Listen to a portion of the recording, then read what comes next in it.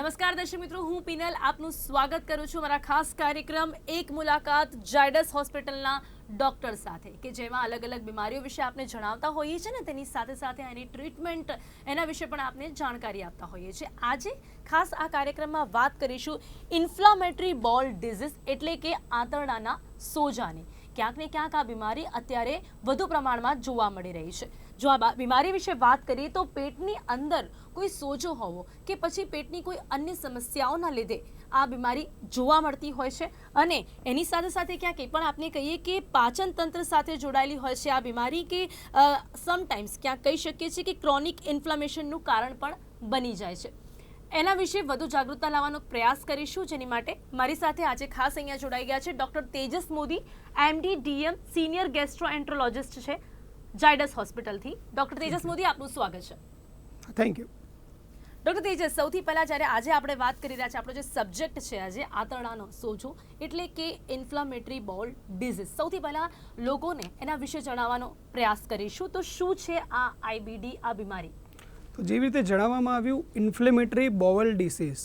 So inflammatory is સોજો, bowel means આંતરડું અને ડિસીઝ મીન્સ ડિસીઝ એટલે કે આંતરડાના સોજાની બીમારી. આપણી બોડીમાં જેમ નાનો આંતરડું અને મોટું આંતરડું એવા બે આંતરડા હોય છે, તો એમાં જ્યારે સોજો આવે ત્યારે આપણે એને કહેતા હોઈએ છીએ ઇન્ફ્લેમેટરી બોવલ ડિસીઝ. તો ક્યાં કહી શકીએ છીએ કે આ એક પરિભાષા જે આપણે જાણીએ કે જેના વિશે આપણે વધુ સાંભળતા હોઈએ છીએ, ઇન મેડિકલ ટર્મ્સ આપણે આ જાણવાનો પ્રયાસ કરી રહ્યા છે. તો હવે વાત કરીએ કે ભારત દેશમાં આનું પ્રમાણ કેટલું જોવા મળે છે અત્યારે, આ બીમારી કેટલી કોમન જોવા મળી રહી છે આપણા દેશમાં, ક્યાંક કેટલી વ્યાપક થઈ ગઈ છે આ બીમારી? સો આપણે વર્લ્ડની વાત કરીએ તો 2019-20 જે સર્વે થયો છે એ પ્રમાણે વર્લ્ડમાં એપ્રોક્સિમેટલી 1 કરોડ 10 મિલિયન જેટલા પેશન્ટ્સ છે inflammatory bowel disease. Inflammatory bowel ડિસીઝમાં બે હોય છે, એક અલ્સરેટિવ કોલાઇટિસ અને ક્રોન્સ ડિસીઝ. તો બંને ડિસીઝ ભેગા મળીને વર્લ્ડમાં એપ્રોક્સિમેટલી 1 કરોડ જેટલા કેસીસ છે, જેમાંથી ઇન્ડિયામાં એપ્રોક્સિમેટલી 10 થી 12 લાખ જેટલા પેશન્ટ્સ હોવાની સંભાવનાઓ છે. ઇન્ડિયામાં કોઈ કોમ્યુનિટી સર્વે બહુ 15 વર્ષ પહેલાં થયેલો છે અને જે પ્રમાણે આજે અંદાજ લગાવીએ તો એપ્રોક્સિમેટલી 10 થી 12 લાખ પેશન્ટ્સ ઇન્ડિયામાં હોવા જોઈએ. ગુજરાતમાં દર વર્ષે 3 થી 5 હજાર જેટલા નવા દર્દીઓ ઇન્ફ્લેમેટરી બોવલ ડિસીઝમાં આમાં ઉમેરાઈ રહ્યા છે. તો it's not a very uncommon disease, ઘણી કોમન બીમારી છે IBD, ઇન્ફ્લેમેટરી બોવલ ડિસીઝ.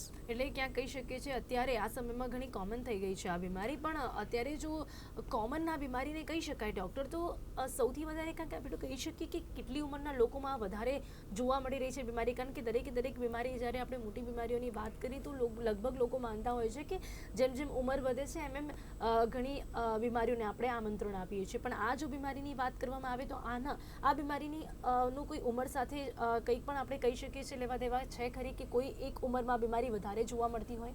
બહુ સારો ઇમ્પોર્ટન્ટ ક્વેશ્ચન છે. જનરલી આપણે જોઈએ કે જેમ જેમ ઉંમર વધે એમ બીમારી વધતી હોય છે, પણ આ બીમારી એક થોડી યુનિક છે. પીક એટલે કે આ બીમારીના મેક્સિમમ પેશન્ટો 20 વર્ષથી લઈને 40 વર્ષ સુધી જોવા મળે છે. નો ડાઉટ કે બાળકોમાં પણ જોવા મળે છે અને 70 વર્ષના વડીલોમાં પણ જોવા મળે છે, પણ આ બીમારીની પીક છે 20 થી 40 વર્ષ. પુરુષો અને સ્ત્રીઓમાં બંનેમાં સમાન અંતરે જોવા મળે છે. પુરુષો થોડાક પ્રિડોમિનન્ટ એમાં પ્રિવેલન્સ જોવા મળ્યું છે, પણ 20 થી 40 વર્ષ એ પ્રિડોમિનન્ટ ઉંમર છે. એટલે કે આપણને એવું લાગે કે યંગ એજમાં તો બીમારી ના થઈ શકે, પણ આ બીમારીની મુખ્ય એજ જ 20 થી 40 વર્ષની છે. એટલે કહી શકાય છે કે યંગ એજના લોકોને વધારે ધ્યાન રાખવાની જરૂરિયાત છે આ બીમારી માટે. એક્ઝેક્ટલી. હવે આપણે વાત કરીએ આંતરડાની ડૉક્ટર, કારણ કે આંતરડાનો સોજો આમાં જોવા મળતો હોય છે, તો એના વિશે વધુ જાણવાનો પ્રયાસ કરીએ કે આંતરડા એનું કામ શું હોય છે આપણી બોડીમાં અને આ સોજો કેવી રીતે આવી જાય છે? સો જેવું પહેલાં કીધું એ પ્રમાણે આંતરડા આપણી બોડીમાં બે હોય છે, નાનું આંતરડું, મોટું આંતરડું.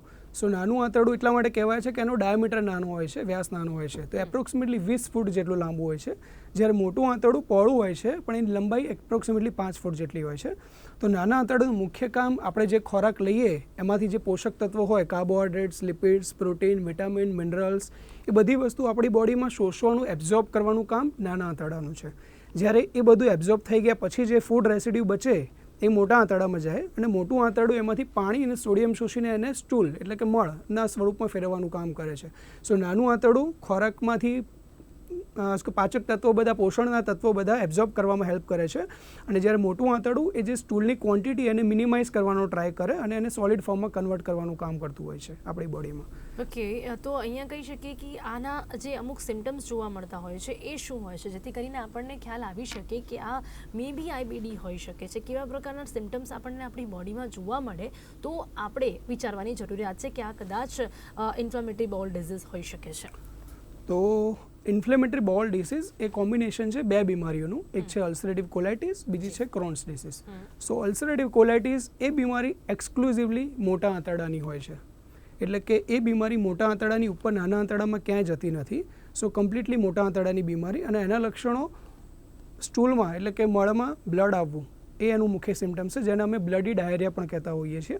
એ સિવાય પેટમાં દુખાવો થવો, ઝાડા વારે ઘડીએ જવું, અને ઘણી વખત નીચેના ભાગે બહુ દુખાવો થયો, જેને ટિનિસ્મસ પણ કહેવાય. જ્યારે લેટ્રિન જઈએ આપણે ત્યારે બહુ દુખાવો થાય અને સ્મોલ ક્વોન્ટિટીમાં મ્યુકસ એટલે કે વ્હાઇટ પદાર્થ અને ખાલી બ્લડ થોડી ક્વોન્ટિટીમાં આવે, તો એ આના મુખ્ય સિમ્ટમ્સ છે. આગળ જતાં આ બીમારીમાં પગમાં સોજા આવવા, વજનમાં ઘટાડો થવો એ પણ સિમ્ટમ થતા હોય છે.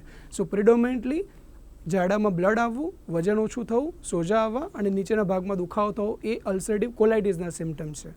જ્યારે બીજી બીમારી છે ક્રોન્સ ડિસીઝ કહેવાય.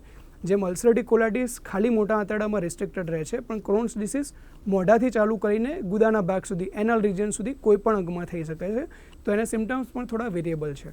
તો ક્રોન્સ ડિસીઝના મુખ્ય સિમ્ટમ્સમાં લાંબા સમય સુધી ડાયરિયા થવા, પેટમાં દુખાવો થવો, કોઈકવાર પેટમાં ગાંઠ જેવું આવવું, લેટ્રિનના ભાગે એટલે કે એનલ રિજન હોય, જો ગુદાનો ભાગ હોય ત્યાં આગળથી સિવાયના અંગોમાં પણ એના સિમ્ટમ્સ જોવા મળે છે. હા, એ જોવા મળે છે.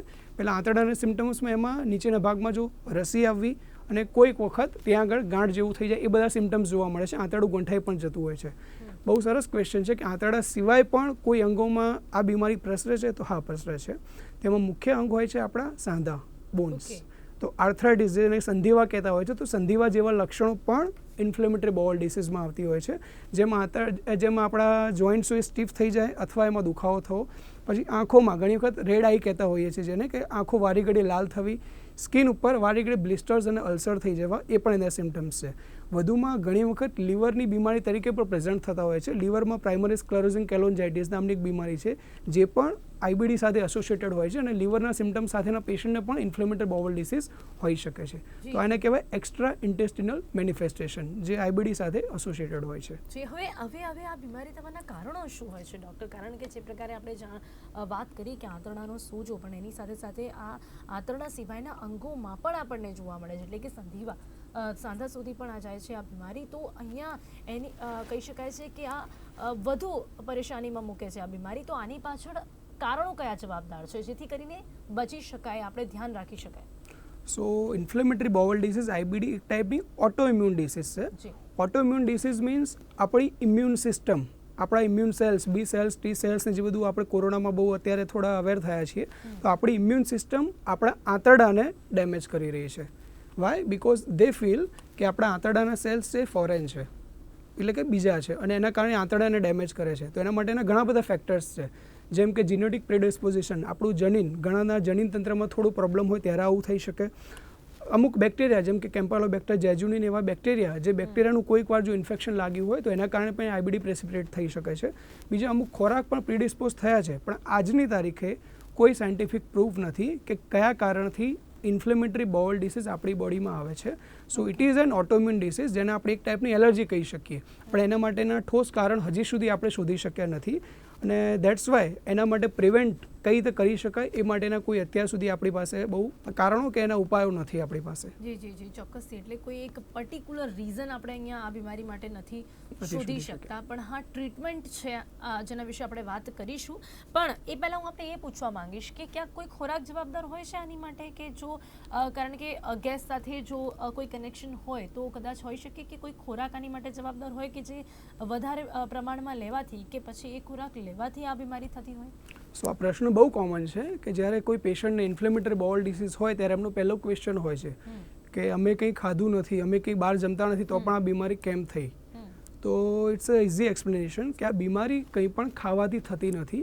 અનહાઇજેનિક ખાવાથી પણ આ બીમારી જનરલી થયું હોય એવું ક્યાંય રેકોર્ડમાં નથી. બટ પ્રોવાઇડેડ એકવાર જો આપણને આ બીમારી થઈ ગઈ હોય તો પછી એના માટે ખોરાકમાં ઘણું ધ્યાન રાખવું પડે છે. તો 2-3 વસ્તુ કે કોઈ પણ અનહાઇજેનિક વસ્તુ જો આપણે ખાઈએ તો નોર્મલ લોકોને કદાચ એનાથી આંતરડામાં કોઈ તકલીફ ના થાય, કોઈ ઇન્ફેક્શન ના થાય, પણ ઇન્ફ્લેમેટરી બાઉલ ડિસીઝમાં because it is an autoimmune disease, તો એમની ઇમ્યુનિટી આંતરડાની ઓછી હોય તો એમને આ સિમ્ટમ્સ બહુ વધી શકે છે, એટલે એમણે અનહાઇજેનિક વસ્તુથી બચવું જોઈએ. બીજું જે મેઇન ક્વેશ્ચન હોય છે કે દૂધ કે દૂધની બનાવટો લઈ શકાય કે નહીં, તો સેમ આન્સર છે કે દૂધથી ઇન્ફ્લેમેટરી બાઉલ ડિસીઝના સિમ્ટમ્સ વધતા હોય છે, જરૂર વધતા હોય છે, પણ બીમારીનું પ્રોગ્રેશન એનાથી થતું નથી. પણ જેમને જે ઇન્ફ્લેમેટરી બાઉલ ડિસીઝની બીમારી હોય તો તેમણે દૂધ અને દૂધની બનાવટોથી થોડા દૂર રહેવું જોઈએ. એ સિવાય એક્સેસિવ સ્પાઇસી અને ઓઇલી ફૂડ એ પણ ડેફિનેટલી આના સિમ્ટમ્સ વધારતા હોય છે. એટલે આ તો વાત થઈ કે આપણને જો આ બીમારી છે તો પછી આપણે શું ધ્યાન રાખવું છે, પણ પહેલાથી આપણે એવું કંઈ ખાસ ધ્યાન ન રાખી શકીએ કારણ કે આની પાછળ કારણ શું છે આપણને ખ્યાલ નથી. રાઈટ, એક્ઝેક્ટલી, કે કોઈ ફૂડ એની સાથે પહેલાં રિલેટેડ નથી કે આ ખાવાથી થતું હોય એવા કોઈ હજી સુધી કોઈ એવિડન્સ મળ્યા નથી આપણને. એટલે જો આપણને આ બીમારી થઈ ગઈ છે તો પછી આપણે કદાચ આ ધ્યાન રાખવાની જરૂરિયાત છે. હવે અહીંયા વાત આવે છે નિદાન પર, કારણ કે આપણને જો આ પ્રકારના સિમ્ટમ્સ જોવા મળી રહ્યા છે અને આપણને લાગે છે કદાચ કે આ કોઈ આ પ્રકારની બીમારી હોઈ શકે છે, તો આનું નિદાન કઈ રીતે થાય છે અને ક્યાં થાય છે? સો જો તમારી આવા કોઈ પણ સિમ્ટમ્સ હોય તો એના અમુક ટેસ્ટ હોય છે, બ્લડ રિપોર્ટ્સ, જેમ કે CBC, CRP જે બહુ કોમનલી બધી જ લેબોરેટરીમાં થઈ શકે છે. એના પછી આવે છે સ્ટૂલ રિપોર્ટ. સ્ટૂલના રિપોર્ટમાં સ્ટૂલ રૂટીન માઇક્રો, કાલ્પ્રોટેક્ટિન જે પણ વેરી વાઇડલી અવેલેબલ છે એનાથી પણ આપણને આઈડિયા આવી શકે. એ સિવાય સોનોગ્રાફી અને CT સ્કેન પેટનો કરીએ તો એમાં પણ ઘણી વખત આપણને નિદાનમાં હેલ્પ મળતી હોય છે. પરંતુ સૌથી સચોટ ઇલાજ, સૌથી સચોટ નિદાન જોઈતું હોય તો આપણે એના માટે સારામાં સારી પ્રોસિજર છે એન્ડોસ્કોપી. સો એન્ડોસ્કોપી બે રીતે થતી હોય છે. સો ઇટ્સ એ કોલોનોસ્કોપી, જેમાં નીચેના એનલ રિજનમાંથી કે ગુદાના ભાગમાંથી આપણે દૂરબીનની તપાસ કરતા હોઈએ છીએ, જેને કોલોનોસ્કોપી કહેવાય. સો કોલોનોસ્કોપીથી અલ્સરેટિવ કોલાઇટિસ નામની બીમારી સચોટ રૂપે શોધી શકાય છે. જો એમાં ચાંદા મળે તો ચાંદાની બાયોપ્સી લેતા હોઈએ છીએ ને એમાં રિઝલ્ટ જનરલી આવતું હોય છે. 95% કેસીસમાં એમાંથી બીમારી મળી જ જતી હોય છે. ક્રોન્સ ડિસીઝ નામની બીમારી થોડી ડિફિકલ્ટ છે, એઝ આઈ સેડ કે મોઢાથી લઈને છેક ગુદાના ભાગ સુધી થતી હોય છે. તો એમાં ઘણી વખત આના સિવાય પણ CT સ્કેનની જરૂર પડતી હોય છે. ઉપરથી એન્ડોસ્કોપી, જેને અપરજી એન્ડોસ્કોપી કહીએ, એ પણ જરૂર પડે. એન્ટ્રોસ્કોપી એટલે કે જે નાનું આંતરડું 20 ફૂટનું હોય તો એને જોવા માટે સ્મોલ આમ કહેવાય સિંગલ બલૂન એન્ડ્રોસ્કોપી અથવા સ્પાયરલ એન્ડ્રોસ્કોપી પણ કરવી પડી શકતી હોય છે, અથવા કેપ્સ્યુલ એન્ડોસ્કોપીથી પણ આપણે એના ચાંદાનો આઈડિયા લઈ શકીએ છીએ. સો ક્રોન્સ ડિસીઝ શોધવા માટે મલ્ટિપલ ટૂલ્સની જરૂર પડતી હોય છે અને બધામાં બાયોપ્સી આપણને હેલ્પફુલ થાય છે. જી ડૉક્ટર, અહીંયા વધુ એક સવાલ એ થાય છે કે શું આવું સોનોગ્રાફી અને CT સ્કેનથી આપણને ખ્યાલ આવે એટલે કદાચ એવું હોઈ શકે છે કે બીમારી વધી જાય છે તો આપણને CT સ્કેન અને સોનોગ્રાફીથી નથી ખબર પડતી અને ત્યારે આપણને આગળ નિદાનની જરૂરિયાત પડતી હોય છે? કઈ રીતે આપણે આને બાયફિકેટ કરી શકીએ? એક્ઝેક્ટ તમે કીધું એ સાચી વસ્તુ છે. જ્યારે સોનોગ્રાફી અને CT સ્કેનમાં ઘણી વખત બીમારી એડવાન્સ હોય ત્યારે ખબર પડે. જ્યારે બીમારી શરૂઆતના સ્ટેજમાં હોય ત્યારે એના માટે સારામાં સારી ઇલાજની પ્રક્રિયા કોલોનોસ્કોપી અથવા ઉપરથી એન્ડોસ્કોપી છે, જેનાથી આપણે અર્લી સ્ટેજમાં બીમારી પિકઅપ કરી શકીએ છીએ. જ્યારે લેટ સ્ટેજમાં ડેફિનેટલી કોલોનોસ્કોપી પણ આપણને લેટ સ્ટેજમાં CT સ્કેન પણ આપણને હેલ્પ કરતા હોય છે. એટલે જનરલી ડૉક્ટર જો સોનોગ્રાફી અને CT સ્કેન કરાયા પછી પણ આપણને ખ્યાલ નથી આવતો અને પેન છે તો આગળ ડૉક્ટર એ લોકોને કરાવવા માટે કહેતા હોય છે, એવું માની શકાય છે? Yes, exactly. પણ જો આપણને બ્લડમાં આમ કે સ્ટૂલમાં જો બ્લડ આવતું હોય તો ડેફિનેટલી આપણો પહેલો એપ્રોચ ઓલવેઝ દૂરબીનની તપાસ એટલે કે કોલોનોસ્કોપી જ હોવો જોઈએ. તો એનાથી આપણે બહુ ઝડપથી આ બીમારી પકડી શકીએ છીએ. બીજો એક પોઈન્ટ જનરલી તમને કહીશ કે પાઇલ્સ એ IBD ઇન્ફ્લેમેટરી બાઉલ ડિસીઝ કરતાં ઘણો વધારે પ્રેવલન્ટ ડિસીઝ છે. તો જે પેશન્ટો મોટે ભાગના અમારી પાસે આવતા હોય છે અલ્સરેટિવ કોલાઇટિસ સાથે, તો બધા જ પેશન્ટો ઇનિશિયલી એવું જ માનતા હોય છે કે એમને પાઇલ્સની બીમારી છે, હરસ અને મસા. ઘણા પેશન્ટોએ એના માટે પાઇલ્સનું ઓપરેશન પણ કરાવેલું હોય છે, કારણ કે પાઇલ્સ પણ એ પેશન્ટોને હોય જોડે. એટલે એ લોકો માનતા હોય છે કે પાઇલ્સના કારણે બ્લીડિંગ આવે છે, પણ પાઇલ્સની ટ્રીટમેન્ટ પછી પણ બ્લીડિંગ પરસિસ્ટન્ટ રહેતું હોય છે. ત્યારે ખબર પડતી હોય છે કે આ ઇન્ફ્લેમેટરી બાઉલ ડિસીઝ છે. એટલે જો જેમણે પાઇલ્સની ટ્રીટમેન્ટ કરાવી હોય ને છતાં પણ જો બ્લડ આવતું હોય તો ડેફિનેટલી આપણે આ દિશામાં એમણે પેશન્ટે વિચારવું જોઈએ. તો આ તો હવે વાત કરી આપણે નિદાનની, પરંતુ જો નિદાન કર્યા પછી આપણને ખ્યાલ આવે છે કે આપણે ઇન્ફ્લેમેટરી બાઉલ ડિસીઝ આ બીમારી છે, આ પ્રકારના સિમ્ટમ્સ જોવા મળી રહ્યા છે, તો હવે વાત આવે છે ટ્રીટમેન્ટની. That what is the treatment? કઈ સારવાર આમાં ઉપયોગી સાબિત થાય છે? તો પહેલાં જણાવ્યું એ પ્રમાણે ઓટોઇમ્યુન ડિસીઝ છે, એટલે probably it's a life long disease. જેમ ડાયાબિટીસ છે, જેમ બ્લડ પ્રેશર છે, એમ આની પણ ટ્રીટમેન્ટ આપણે લાઈફ લોંગ લેવી પડે છે. મોટે ભાગના કેસીસમાં એને આપણે કંટ્રોલ કરી શકીએ છીએ, એટલે કે દવાઓ લેતા તમને કોઈ સિમ્ટમ્સ ના આવે, પણ આપણે એને પોટેન્શિયલી ક્યોર નથી કરી શકતા. સો એની દવાઓ બહુ લાંબો ટાઈમ લેવી પડે છે. તો શું છે એની દવાઓ? તો બહુ સિમ્પલ સરળ દવાઓ છે ઇનિશિયલી, કે જેને કહેવાય મેસેલામાઇન દવા, બહુ નાની ટેબ્લેટ આવે છે. બીજું છે સ્ટીરોઇડ્સની દવાઓ, જે ઇનિશિયલ સ્ટેજમાં કામ કરે છે. જો બીમારી આ દવાઓથી કંટ્રોલ ના આવે તો એનાથી આગળ અઝાથાયોપ્રિન, જેને આપણે ઇમ્યુનોમોડ્યુલેટર્સ કહેતા હોય છે, અઝાથાયોપ્રિન અથવા મિથોટ્રેક્ઝેટ એડ કરતા હોઈએ છીએ. આ દવાઓ છે કન્વેન્શનલ મેડિકેશન. છેલ્લા 10થી 15 વર્ષમાં નવી મેડિકેશન્સ આવી છે જેને કહેવાય છે બાયોલોજિક્સ, કે જે કન્વેન્શનલ મેડિકેશનથી જે પેશન્ટને બીમારીમાં ઇમ્પ્રુવમેન્ટ ના આવ્યો, જે ઘણા કેસમાં પોસિબલ હોય છે, તેમાં ઇન્ફ્લિક્સિમેબ, અડાલીમુમાબ અથવા ટોફાસિટીનિબ આ દવાઓ જે નવી આવી છે, કે જેનાથી આપણે બહુ ઇફેક્ટિવલી આ બીમારીને કંટ્રોલમાં લઈ શકીએ છીએ અને ગ્રેજ્યુઅલી આપણે નાની ટેપર ઓફ કરીને નીચેની દવા ઉપર પાછા કન્વર્ટ થઈ શકીએ છીએ. તો ઇનિશિયલ સ્ટેજમાં જ્યારે આ બીમારીને બહુ ક્યોર નહોતી, બહુ કંટ્રોલ નહોતા કરી શકતા, પણ હવે બહુ દવાઓ, અક્ષર દવાઓ હવેના ટાઈમમાં અવેલેબલ થઈ ગઈ છે આના માટે. જી પણ ડૉક્ટર, જે આપણે વાત કરી કે કદાચ આ બીમારી લાંબા સમય સુધી રહેતી હોય છે, 10થી 15 વર્ષ સુધી પણ આ બીમારીનો સામનો કરવો પડી શકે છે, જ્યારે આટલી મોટી મોટી બીમારીઓ માટેની ટ્રીટમેન્ટ છે, તો અહીંયા ક્યાં આ પ્રકારની તકલીફ પડી રહી છે? અને સાથે જ કહી શકાય છે કે જે ઇનિશિયલ સ્ટેજમાં જો ડૉક્ટર પાસે પહોંચી જાય છે તો છતાં બી આપણે કહી શકીએ છીએ કે આ બીમારીમાંથી જલ્દી બહાર નથી આવી શકતા. હા, તમે કીધું એ બરોબર છે કે ઇનિશિયલ સ્ટેજમાં જો ડૉક્ટર પાસે પહોંચી જાય તો બહુ ઓછી સ્ટ્રેન્થની દવાથી બીમારી કંટ્રોલમાં આવી શકે. ડેફિનેટલી એમણે દવા તો લેવી જ પડે છે, અને બહુ ઓછા 20-30% પેશન્ટ એવા હોય છે કે જેમાં આગળ જતાં દવાઓ બંધ પણ થઈ જતી હોય છે. પણ ડેફિનેટલી એમણે એના માટે ફોલોઅપમાં પણ આવવું પડે, રેગ્યુલર ચેકઅપ પણ કરાવવું પડે. જે લોકોની દવા બંધ થઈ ગઈ હોય એ લોકોએ પણ દર વર્ષે કે 6 મહિને ડૉક્ટર પાસે જઈને એનું ચેકઅપ કરાવવું પડતું હોય છે. જ્યારે જે લોકો લેટ સ્ટેજમાં આવે એ લોકોમાં જેમાં ઓલરેડી કોમ્પ્લિકેશન થઈ ગયા હોય, જેમ કે રસી થઈ ગઈ હોય અથવા આંતરડું ગંઠાઈ ગયું અથવા બહુ વધારે બ્લીડિંગ થયું, તો એ લોકોમાં પોસિબિલિટી બહુ ઓછી હોય છે કે જેમનામાં દવાઓ બધી બંધ થાય અને વધારે સ્ટ્રેન્થવાળી દવાઓ એમનામાં લાંબો સમય સુધી ચાલુ રાખવી પડતી હોય છે. જી ડૉક્ટર, હવે અહીંયા આપણે વાત કરી કે કદાચ કોઈ પણ મેડિસિન છે લાંબા સમય સુધી લેવી પડી શકે છે, પણ જો અહીંયા ઓપરેશનની વાત હોય તો ક્યાંક આપણે એવું કહી શકીએ છીએ કે કદાચ મેડિસિનથી જો આપણે કંટ્રોલ ન કરી શકીએ તો આ બીમારી માટે કોઈ ઓપરેશન કરાવી શકાય છે કે કેમ? ઓર એલ્સ એવું કહી શકીએ કે ઓપરેશનની જરૂર પડે છે, અને પડે છે તો કરી શકાય છે કે કેમ? સો ઓપરેશન અમુક કેસમાં જરૂર પડે છે. બંને ડિસીઝ અલગ છે. અલ્સરેટિવ કોલાઇટિસ, તો અલ્સરેટિવ કોલાઇટિસમાં જ્યારે આ બધી દવાઓ આપ્યા છતાં પણ જો કોઈ વાર બ્લીડિંગ બંધ ના થતું હોય, જેમ કે ઝાડામાં લોહી ચાલુ જ રહેતું હોય, સ્ટૂલમાં બ્લીડિંગ બંધ ના જ થાય, તો એ કેસમાં ઇમરજન્સીમાં પણ આંતરડાની સર્જરી કરવી પડતી હોય છે, જેમ કે મોટું આંતરડું આખું કાઢી નાખવું પડતું હોય છે. જ્યારે ક્રોન્સ ડિસીઝ એવી બીમારી છે કે જેમાં મોઢાથી લઈને એનાલ વર્ડ સુધી ડિસીઝ છે. સો એમાં જનરલી આપણે સર્જરી જેટલી ડિલે કરી શકીએ અથવા રોકી શકીએ એટલો ટ્રાય કરતા હોય છે, ભારે દવાઓ આપીને પણ ડેફિનેટલી જ્યારે કોઈ આંતરડું બંધ થઈ જાય, જેને આપણે ઇન્ટેસ્ટિનલ ઓબ્સ્ટ્રક્શન કહેતા હોઈએ છીએ, અથવા ક્યાંક રસી બની જાય એક આંતરડાથી બીજા આંતરડામાં, જેને આપણે ફિસ્ચ્યુલા કહેતા હોઈએ છીએ, તો એ બધા કેસીસમાં સર્જરીની જરૂર પડતી હોય છે, in spite of all the advance medications.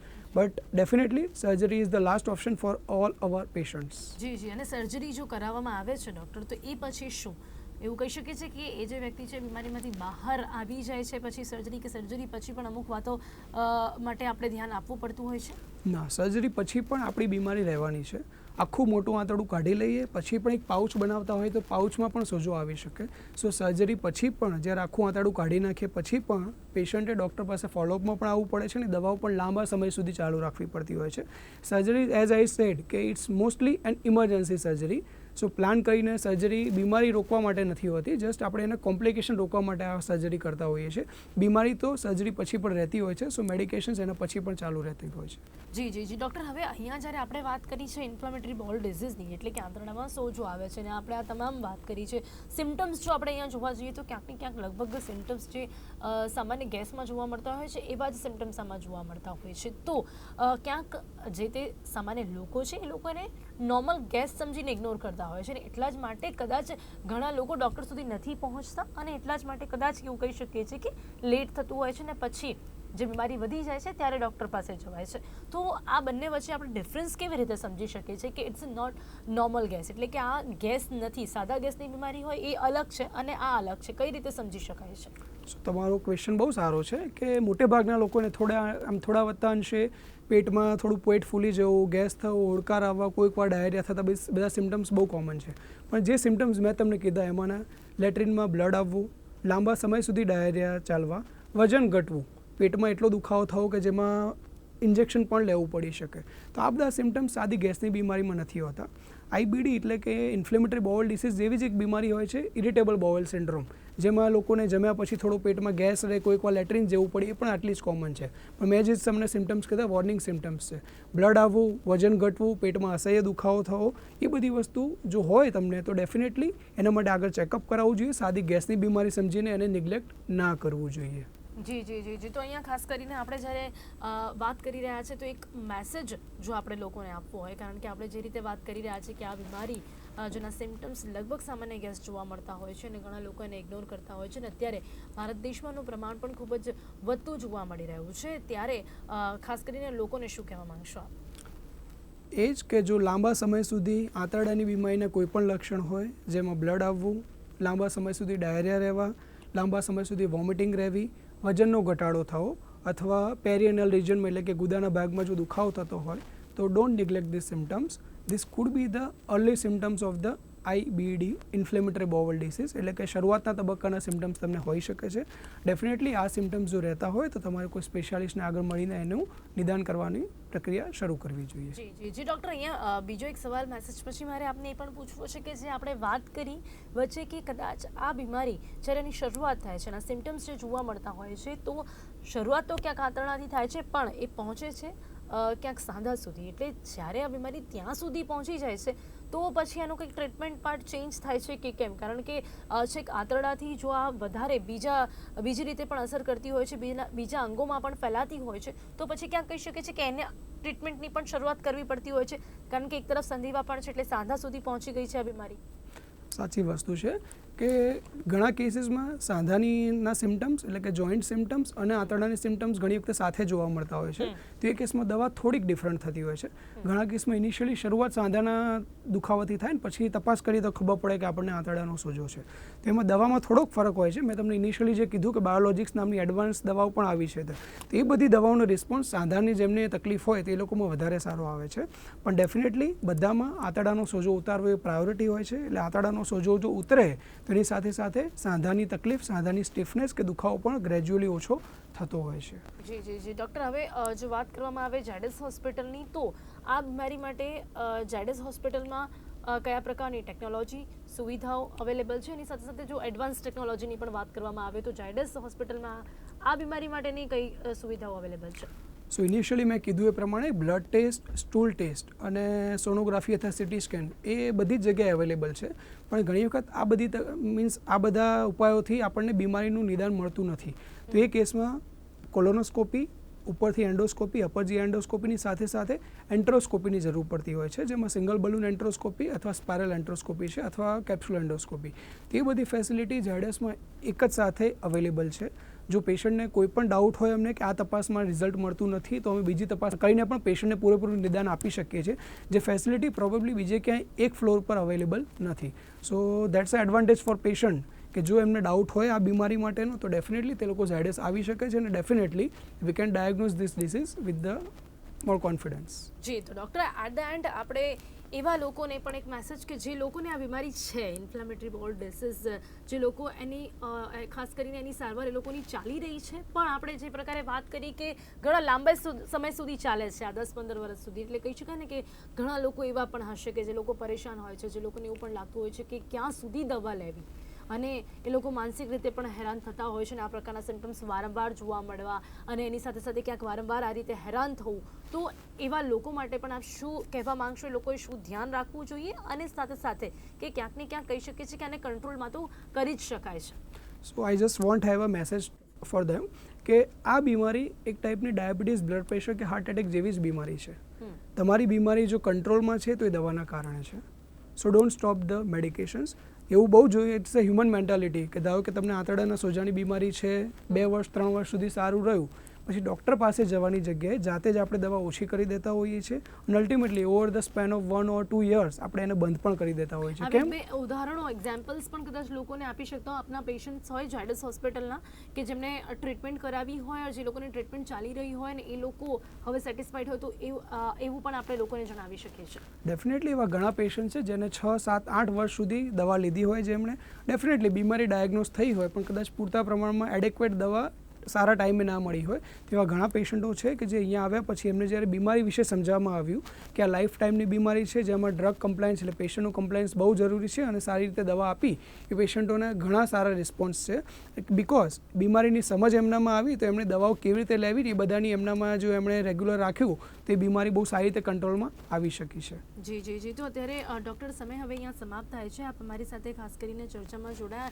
Inflammatory બોલ ડિસીઝ કે જેના વિશે કદાચ ઘણા લોકોને ઓછી જાણકારી રહેતી હોય છે, એના કારણે સિમ્ટમ્સ પણ વધી જતા હોય છે અને ડૉક્ટર પાસે પહોંચવામાં કહી શકાય છે કે વાર લાગતી હોય છે, જેના લીધે કદાચ વધારે પ્રોબ્લેમ થતી હોય છે ટ્રીટમેન્ટમાં. તો એના વિશે લોકોને આપણે જણાવ્યું છે, તે બદલ આપનો ખૂબ ખૂબ ધન્યવાદ. થેન્ક યુ સો મચ અમારી સાથે જોડાવાનું. Thank you very much. તો દર્શક મિત્રો, આજે આપણે ખાસ કરીને અહીંયા વાત કરી છે ઇન્ફ્લામેટરી બોલ ડિસીઝની, જેના વિશે આપણે સમજાવવાનો પ્રયાસ કર્યો છે. શું છે આ બીમારી, આંતરડાનો સોજો, કઈ રીતે શરૂઆત થતી હોય છે, કેવા સિમ્ટમ્સ જોવા મળતા હોય છે, ભારત દેશમાં કેટલા પ્રમાણમાં જોવા મળી રહી છે આ બીમારી અને તેની સાથે સાથે નિદાન કઈ રીતે કરાવી શકાય છે, ટ્રીટમેન્ટ શું છે, સારવાર શું છે, એ બધું જણાવવાનો આપણે એક પ્રયાસ કર્યો છે. ત્યારે આ કાર્યક્રમમાં બસ આટલું જ. ફરીથી મળીશું. રજા આપશો. નમસ્કાર.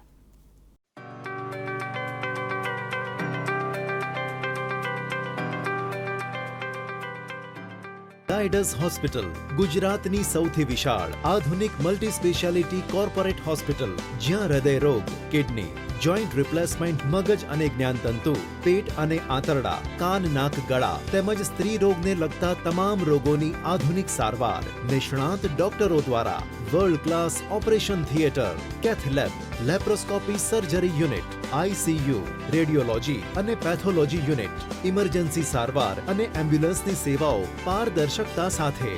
તમારા સ્મિતનો સાથી ઝાયડસ હોસ્પિટલ.